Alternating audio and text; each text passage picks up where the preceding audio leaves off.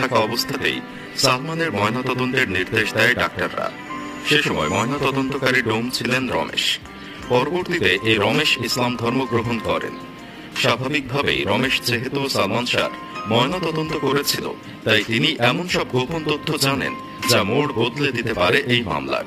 এর আগে 2018 সালে রমেশকে জিজ্ঞাসাবাদের জন্য নির্দেশ দিয়েছিল আদালত, কিন্তু অপরাধীদের ভয়ে তিনি তখন মুখ খুলেননি। তবে এবার তিনি অবাক করা কিছু তথ্য দিয়েছেন।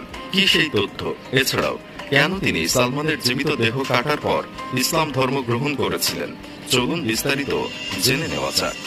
ঢালিউডের জনপ্রিয় নায়কদের মধ্যে এখনো তাকে সহজে আলাদা করা যায়, যার অভিনয় ও স্টাইলে এখনো মুগ্ধ বর্তমান প্রজন্মের দর্শকেরা। ক্যারিয়ারের সময়সীমা মাত্র 4 বছর, আর তাতেই হয়েছিলেন খ্যাতিমান।